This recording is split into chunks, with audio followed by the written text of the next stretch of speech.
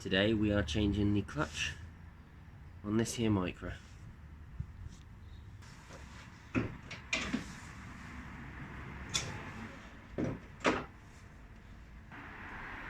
So before I jack it up, I'm just going to start removing some things in the engine bay, starting with the battery.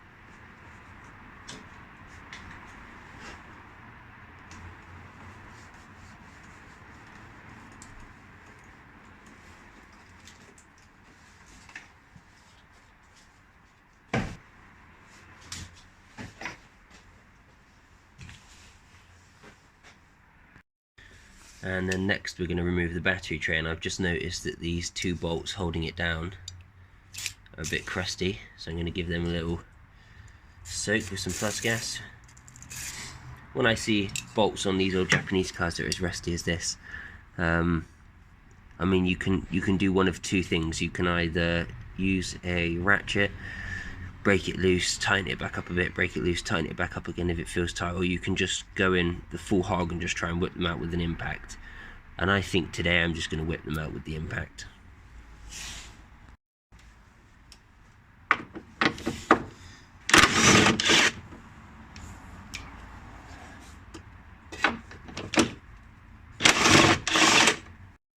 And now I'm just going to remove some of the easier low-hanging fruit.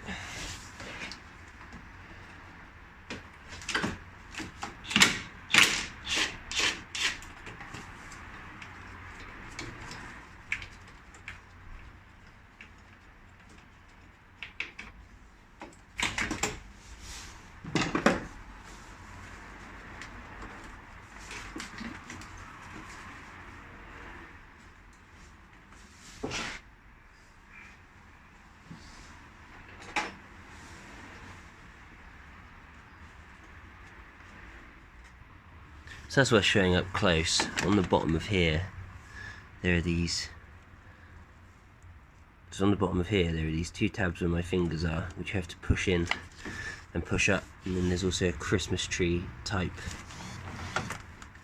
dealio here on the bottom, which you have to push in the two sides to push it through. So there's a bit of a mission to get that thing out. So this air ducting is quite simple, really. The whole thing just pulls out as one assembly. So this is the clutch cable, and then now you have to break loose this 10mm nut here, and then you have to wind this way, and then eventually it will pop out over the end, and then you need to pull it out of here, which can sometimes take a lot of force and two hands. Once the vehicle's raised safely, just take both the wheels off.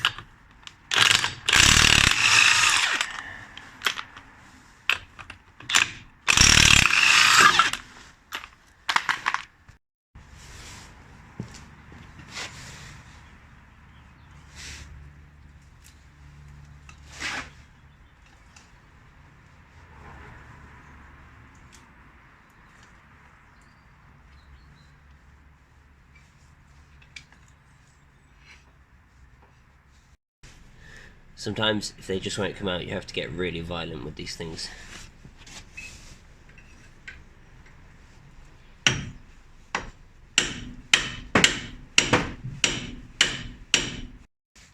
Okay, so I got the split pin out.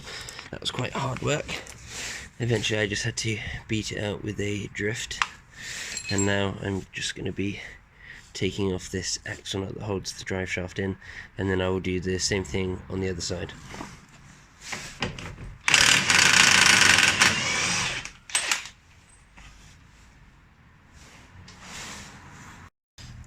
Okay, so now we are just going to drain out the gearbox oil, and the drain plug is on the bottom where you can see the ratchet.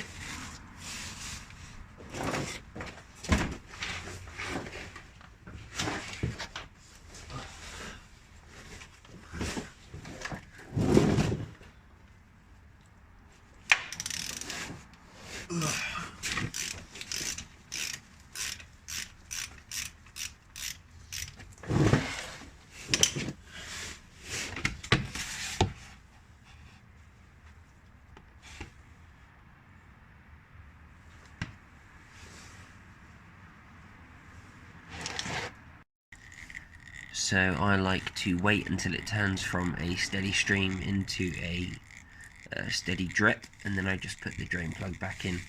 Simple as that.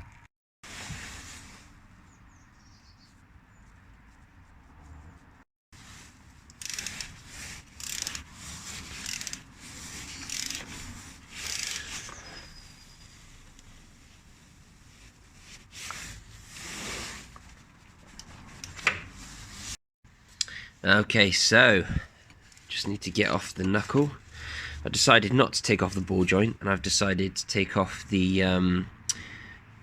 knuckle from the strut itself, which is this part. I've already broken loose the bolts just so that I can do that. So now the spanner is resting on there, and then my gun will just buzz the rest of it off. Well, that was the plan anyway.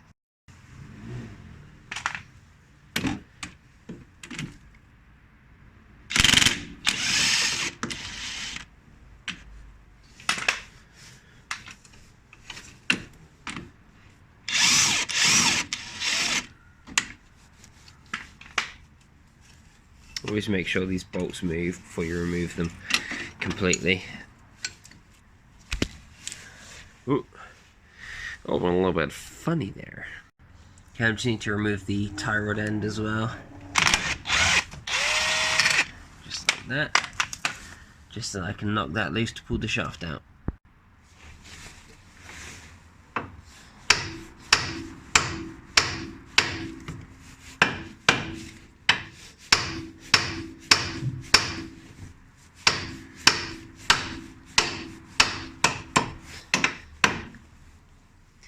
So you just got to tap. So this is obviously what it goes through here. You need to tap that a couple of times, and then the tie rod end should just fly straight out, basically.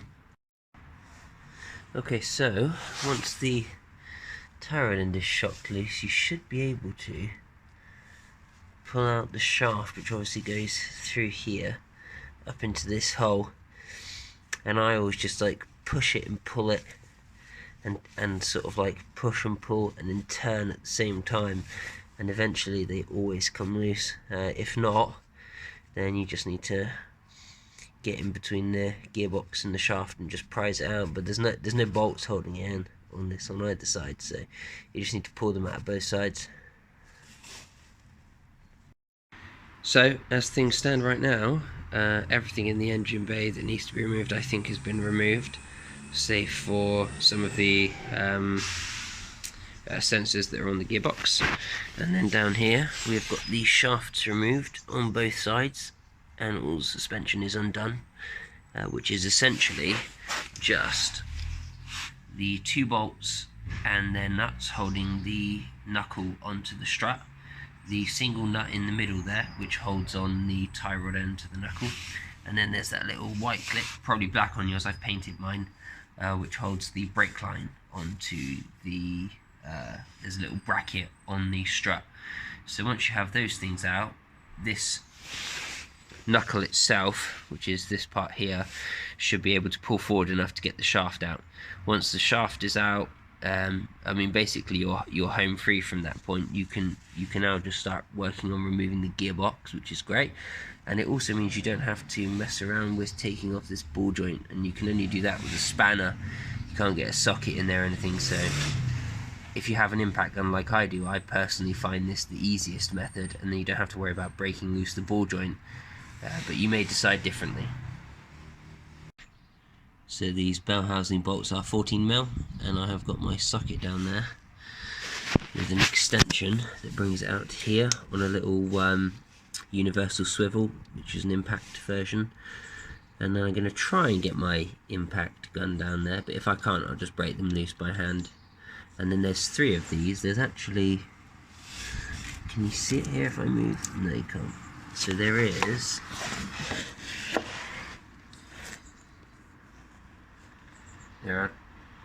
are 2 there, 2 bolts here. There are 2 gearbox bolts here right next to each other. And then there is another gearbox bolt just up there at the top, right next to it. So 2 of the 3 bolts I showed you that you'll pull out will look like this, with a little split washer in it, and then one of them will look like this. So this bolt here is for the starter motor. The long one goes on the gearbox side of the engine, and then coming through from the engine side into the gearbox is this shorter bolt here, both 14mm. So there are a couple of sensors on the gearbox that you need to undo, and then I've already undone this one here, just broken loose, but I needed 2 hands for it. What you basically do is you push in this tab and then you pull up, and then it should come loose. So it's this tab here that you push in, and then it should pop out, theoretically. So maybe one day when I've got a lift, I'll be able to show you guys a little bit more of what I do, but this is basically the concoction that I had to undo the starter motor bolt going through from the engine side into the starter motor with a swivel socket on it. Obviously this is what I'm actually showing you here is the ground.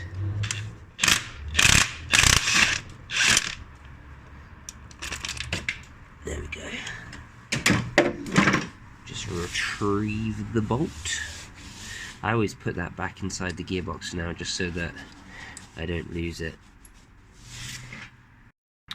So you've just seen me take off the gearbox ground, and there's something I've realised immediately afterwards, is that the cable just fell to the floor. It's been cut, which should not be the case. So at some point, I'm going to have to repair this ground, basically. I don't know if this is a common problem. I don't think it probably is. So you should have a solid cable that goes from the engine mount, technically a gearbox mount actually, that goes down to that ground connection there. If yours falls off like mine did, you need to repair it. Well, they say that you're supposed to remove the exhaust, but you can get up a spanner like I am doing here and break these loose.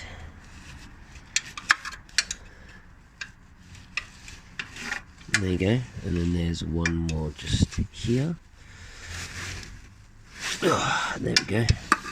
And then once they're coming loose, just wind them out the rest of the way, and then the gearbox should be loose after that. Okay, so now that we've moved those 2 there from the bottom of the gearbox, we also need to remove this 14mm up here from the gearbox, but we're going to leave that in place for a second. We also need to unclip that cable there, but more importantly we need to undo excuse me, need to undo this bad boy here. Oops, whoa, spanner came flying off at me there. So we need to undo this, 12mm on the bottom, 14mm on the top. You do need to hold it in place or it'll just spin. It's a bit of an awkward angle as well.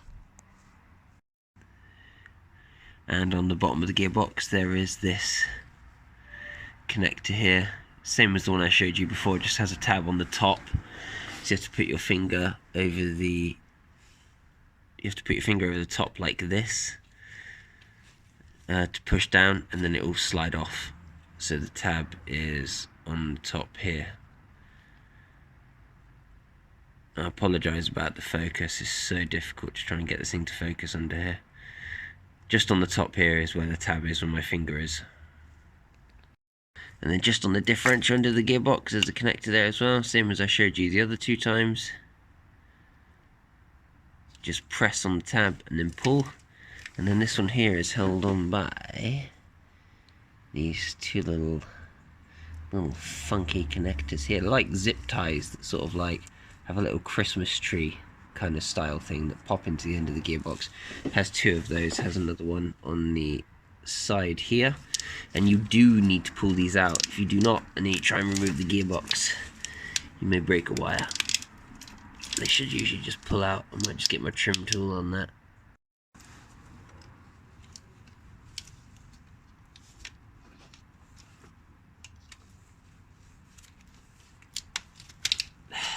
That's one.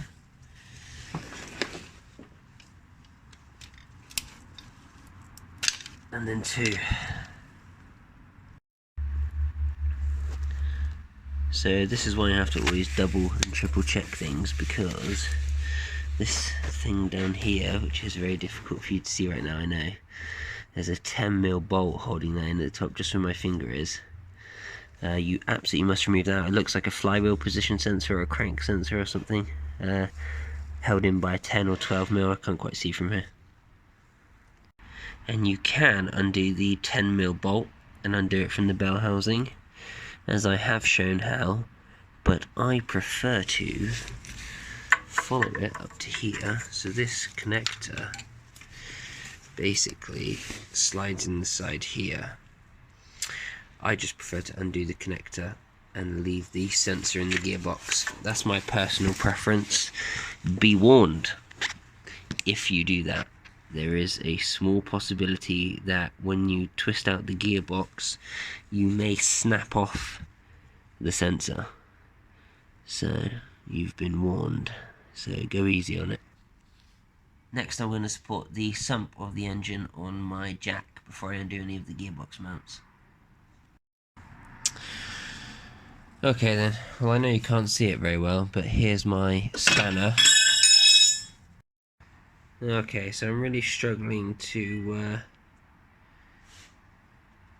video this for you guys, but essentially I've got my gun here on one side, I've got my spanner here holding on the other side. I mean, it's not rocket science. Basically you just hold the one side of your spanner and then you just undo it with the impact gun, and I'm going to attempt to undo it for you on video, but it probably won't work. I think the spanner will just fall to the floor again. Yeah, it will. Sorry, I need to hold it and then I'll be back with you. So actually, after all that faffing, I have just come to the realisation there's no point in undoing that, because you can't take the bolt out anyway, so you have to undo this mount from the gearbox itself, just held in with a few more bolts, which is why initially I didn't want to do it. And usually decisions like this, like, you know, in a trade setting, is like, I don't know, like 10 or, you know, half a minute maybe. It's like you undo a bolt, can't come out, okay fine, no problem, I'll whip it back in and whip out the other ones. But for you at home, try not to think too hard about stuff like that. Like, I mean, it's got to come out one way or the other. So you can see here the 3 bolts holding on. There's one here, and then one just up there, and they are all 14mm. And I'm going to break them loose with my trusty 3/8 inch ratchet. How tight are they? Okay, they're tight enough to drag me on my creeper while I'm holding this.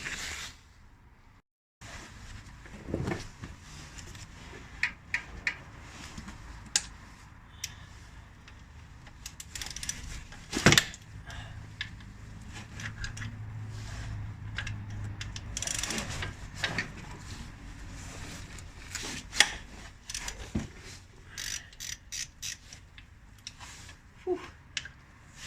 She was tight.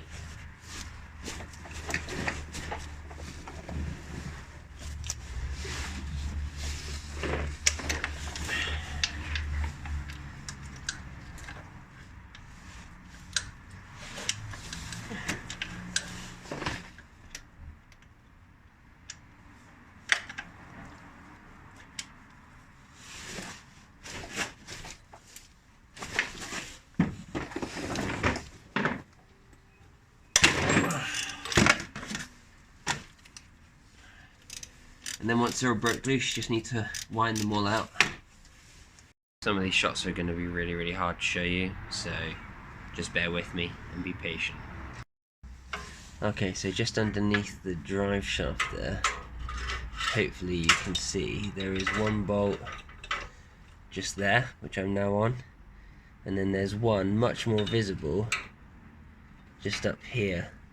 Both 14s, both holding on the rear engine mount. We've fallen, they're fallen, and both of which we need to undo. Okay, so I think that I only have one more gearbox bolt in place here on the engine. I've undone that connection as we talked about before. I've undone the other two electrical connections that I found on the gearbox plus the gearbox earth. I've undone the, it's not actually a stabilizer bar, it is the gear shift linkage bar. It's a solid bar on this rather than the cable. I've undone the clutch cable. I've drained out all the gearbox oil. Both of the shafts are out. I've undone 2 bolts from the rear mount. I've undone 3 bolts from the mount on this side here. So theoretically speaking, once I've undone this bolt here, it should just be a case of giving it a wiggle and pulling it out. So once you have the gearbox off, you will be able to see the clutch, which is great. I always leave it, well, on this particular car anyway, I let the gearbox down from the top, just because it's easy to get your hand in the where the starter motor was, and then it's easy to grab the gear shift lever and then lever it down from that. Just saves you from being underneath it. But if you do have to be underneath it, that is not the end of the world, it's not that heavy. So if you need a visual representation of where all the bolts are, these are 14, 14, 14. There's one other bolt that goes through this side here, which is a starter motor bolt. And then we have one long bolt there, another one underneath it. I have 2 12 mils at the bottom, one 14 mil here, and that's it.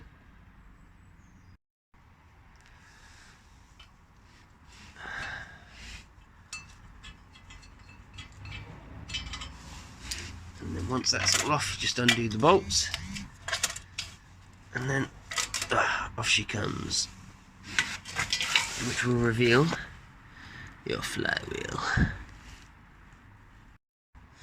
Right, so you don't necessarily have to do this, but I'm going to remove the flywheel from mine, because I have got quite a lot of oily residue on the bottom, and I want to see if that was, well, I'm not really sure what it was. I mean, there was a drive shaft here leaking once upon a time, but I replaced that, and then I remember seeing this, so I suspect this possibly may be an oil leak. And while I'm here, if the rear main seal is leaking, I'd rather just replace it and know now. Well, my suspicions are correct. The rear main seal on this car is leaking. So, since we have the flywheel off and we're right here, I suppose we might as well replace that while we're in the avenue.